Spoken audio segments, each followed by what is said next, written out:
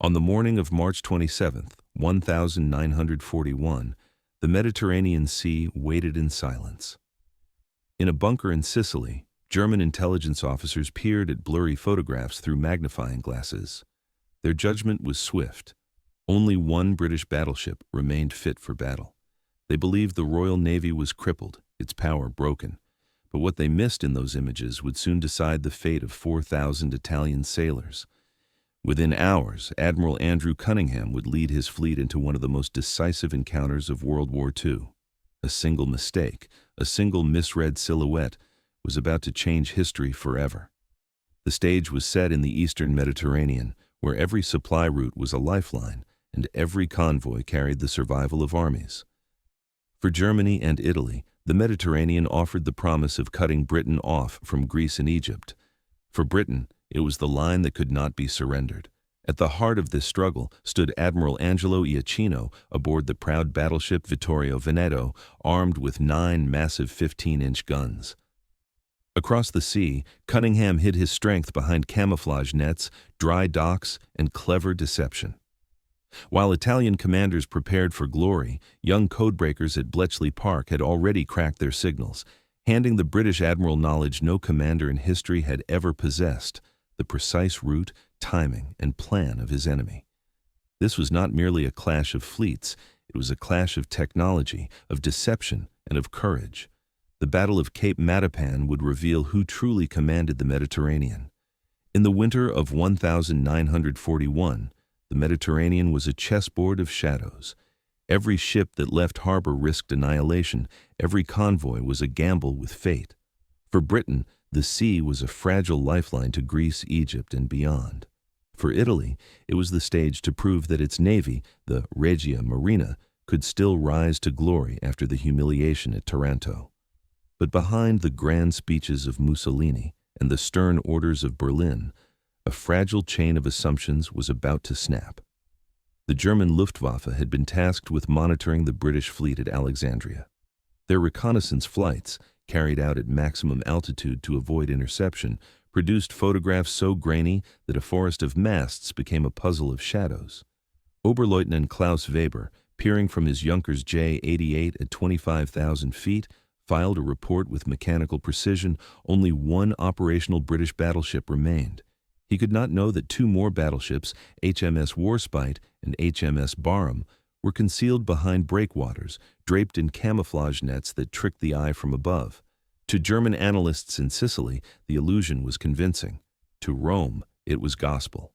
Major General Maximilian von Vaux, reviewing the intelligence in Palermo, was jubilant. To him, the Royal Navy in the Mediterranean was finished. He personally telephoned Admiral Erich Raeder in Berlin with the triumphant words, "The Italians can finish what we started at Taranto." That same evening, encrypted telegrams sped from Rome to Naples, where Admiral Angelo Iachino and his captains prepared their warships. They believed destiny had handed them a chance to crush the British once and for all. The orders were clear. Iachino would lead the battleship Vittorio Veneto, 6 heavy cruisers of the Zara and Trento classes, 2 light cruisers, and 13 destroyers. Their mission was to intercept British convoys bound for Greece, restore Italian prestige, and demonstrate to Germany that Italy was not a junior partner, but a naval power worthy of respect. Yet, even as preparations began, warning signs flickered like faint lights in the distance.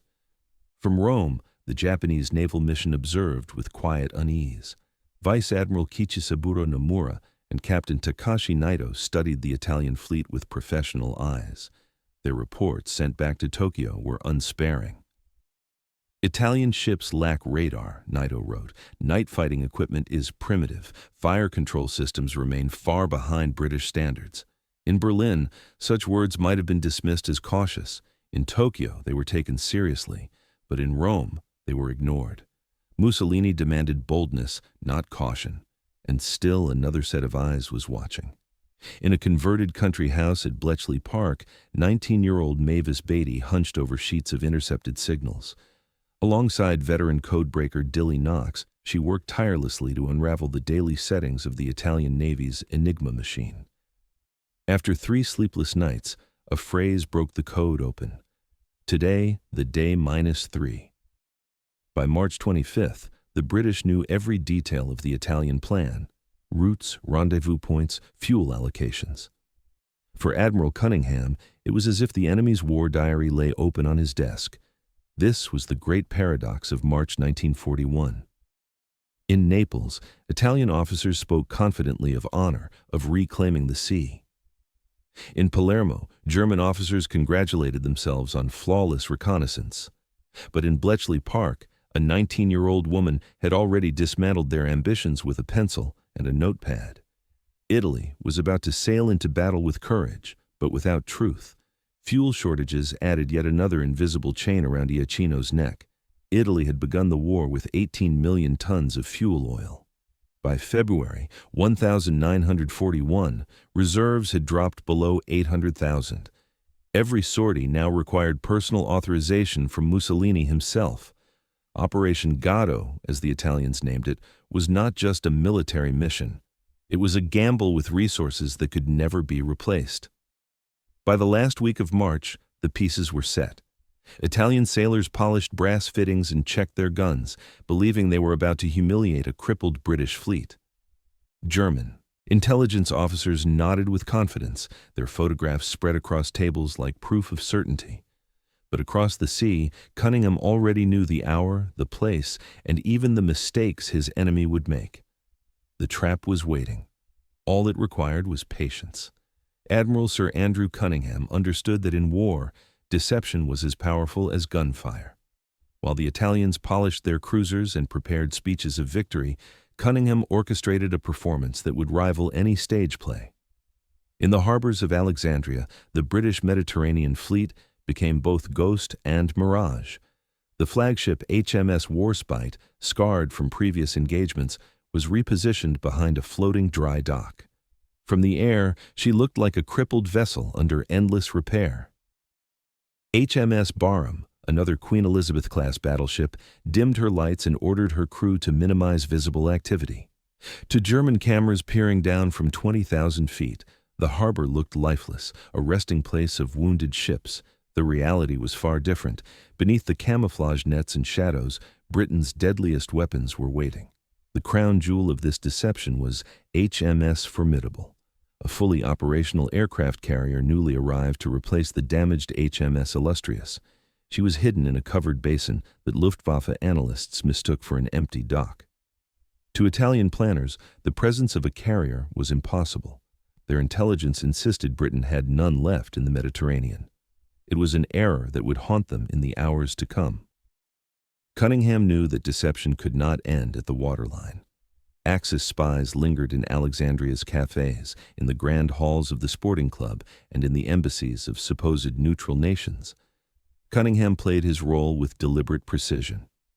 On the afternoon of March 27th, he appeared at the Alexandria Sporting Club carrying golf clubs and an overnight bag, well within view of the Japanese consul, known to relay information to Berlin.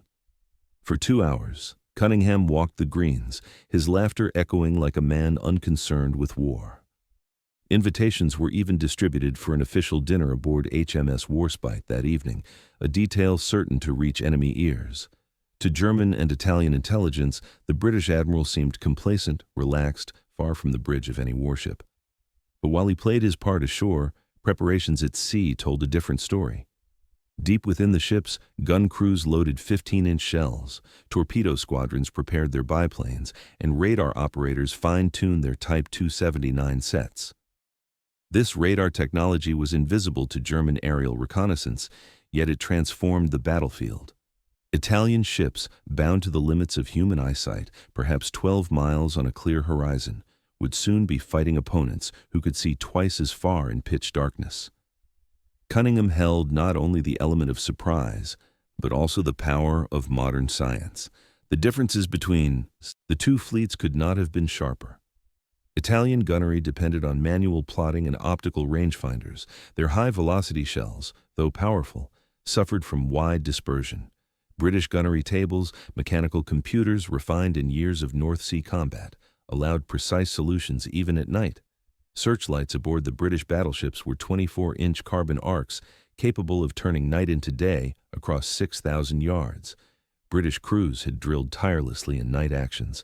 Italian sailors, by contrast, trained almost exclusively for daylight battles in open seas. In darkness, they would be blind men facing hunters with lanterns. On shore, the deception deepened. Axis informants reported Cunningham's presence at the sporting club and the expected dinner aboard Warspite.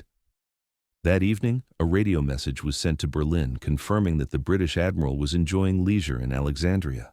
The trap had worked. At precisely 2200 hours, Cunningham slipped quietly from the club through a rear entrance. Minutes later, he stood on the bridge of HMS Warspite, watching as her great engines roared to life. Alongside her steamed HMS Barham and HMS Valiant, followed by HMS Formidable, her deck crowded with Ferry Albacore torpedo bombers. It was the most powerful British battle squadron assembled in the Mediterranean since 1940. To German and Italian intelligence, the British fleet remained broken. To reality, it was surging westward at 20 knots, guns loaded, radar sweeping the horizon. The stage was set for a collision that would test not only courage, but the very foundations of 20th century warfare. Technology, deception, and preparation now tilted the balance. Cunningham had transformed weakness into strength, shadows into steel. Dawn of March 28th broke with a deceptive calm. Admiral Angelo Iachino's task force, led by the majestic Vittorio Veneto, cut eastward through the Ionian Sea. Her 9 15-inch guns glistened in the morning light, symbols of Italian pride and promise. Around her, 6 heavy cruisers and 13 destroyers maintained a tight formation. The sailors believed destiny awaited them, that they would finally break British control of the Mediterranean.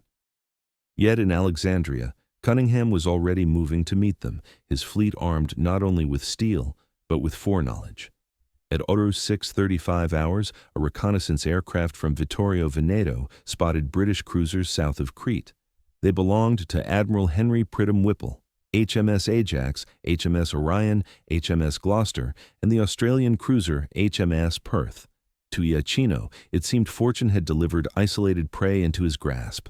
At 07:55, Vice Admiral Luigi Cencinetti's heavy cruisers, Trieste, Trento, and Bolzano, opened fire. Shells thundered across the sea, yet accuracy faltered. Over 400 rounds were fired and only splinters struck HMS Gloucester. The dispersion of Italian salvos, long a weakness of their gunnery, scattered power into impotence. Pridham Whipple executed his orders flawlessly, keeping his ships at maximum range, drawing the Italians eastward toward Cunningham's battleships. By mid-morning, the duel escalated as Vittorio Veneto joined the chase. Her massive salvos straddled the British cruisers, one shell damaging HMS Orion, but none struck decisively. Smokescreens and evasive maneuvers saved the British until Cunningham's reinforcements closed. Then, at 11:27, the sound of engines announced a new phase of war. Ferry Albacore torpedo bombers, biplanes launched from HMS Formidable, descended through bursts of anti-aircraft fire. Their attack failed to score hits, but it shocked the Italians. A carrier in the Mediterranean? Impossible, according to German intelligence. Admiral Iachino's incredulous radio message captured the moment. British aircraft carrier reported operational. Previous intelligence incorrect. Hours later, reality grew harsher. At 15:19, a second wave of albacores struck. Lieutenant Commander John Dalyell Stead pressed his torpedo run at point-blank range, his biplane riddled with holes. He released his torpedo into Vittorio Veneto's port side before crashing into the sea. The explosion tore a 4,000-ton wound into the battleship, flooding compartments and reducing her speed. Though damage control saved her from sinking, Her Majesty was crippled. The pride of Italy now limped at 19 knots, a symbol of courage undone by frail wood and fabric aircraft. As evening fell, disaster compounded. Another torpedo crippled the heavy cruiser Pola, leaving her engines dead. Naval orders required assistance to disabled ships. Bound by doctrine and honor, Iachino detached the cruisers Zara and Fiume with 2 destroyers to protect Pola. It was a decision that would doom them. Unknown to Iachino, Cunningham's battleships, Warspite, Valiant, and Barham, were bearing down under the cloak of night. At 22:20, the trap was sprung. Guided by radar, British battleships closed to within 3,800 yards before Italian lookouts even realized danger. Searchlights snapped on, piercing the darkness. Prince Philip, then a young midshipman aboard HMS Valiant, swung his beam across the sea, fixing Fiume in a blinding cone. In an instant, 15-inch guns roared. Shells the weight of small cars slammed into Italian cruisers. Fiume exploded in flame. Zara staggered under multiple hits, capsizing as seawater poured through torn steel. Destroyers Alfieri and Carducci were ripped apart by secondary batteries. In less than 5 minutes, an entire Italian cruiser division ceased to exist. For the survivors, it was terror beyond words. One sailor recalled, "The British appeared like ghosts. Their lights blinded us, their guns thundered without mercy. We had no chance." The contrast was stark. Italian ships without radar were blind and disoriented. British gunners, trained for years in night action, fired with clinical precision. It was not a battle. It was an execution carried out by science and preparation. By midnight, the disabled Pola lay helpless. Cunningham ordered destroyers to finish her with torpedoes after rescuing as many men as possible. At 0240, HMS Jervis delivered the final blow. By dawn, the Mediterranean was littered with wreckage and survivors. Cunningham's men hauled over 1,000 Italians from the sea, saving lives even as they claimed victory. The cost for Italy was unbearable. 3 heavy cruisers, 2 destroyers, and 233 men lost. For Britain, it was triumph, absolute control of the eastern Mediterranean secured by intelligence, radar, and courage. The Battle of Cape Matapan was over, but its lessons would echo throughout the remainder of the war. As the sun rose over the Mediterranean on March 29th, the sea told a grim story. Wreckage drifted across the waves, and exhausted survivors clung to life rafts. 3 Italian heavy cruisers and 2 destroyers had been lost. 233 sailors would never return home. What German intelligence had declared a moment of opportunity had become a night of ruin. For the British, the victory was more than ships sunk. It was proof that intelligence, technology, and preparation could overcome even superior numbers. Radar, still new to naval warfare, had given the Royal Navy the eyes of the night. Ultra-decrypts had given Admiral Cunningham knowledge no commander in history had ever possessed, the enemy's plan written in advance. And the courage of young men, from the pilots of HMS Formidable to the sailors manning the searchlights, had turned that knowledge into decisive action. For Italy, Cape Matapan was a wound that never healed. The Regia Marina never again dared to challenge Britain openly in the eastern Mediterranean. The lessons were harsh but undeniable. Ships without radar, fleets without air cover, and commanders bound by rigid doctrine were doomed in modern war. The Battle of Cape Matapan was not just a clash of steel, it was a turning point in World War II. It showed that technology and intelligence mattered as much as courage. It reminded the Allies that victory in World War II would not come from chance, but from preparation and sacrifice. And it left a lasting truth. In World War II, the side that mastered innovation would shape the future.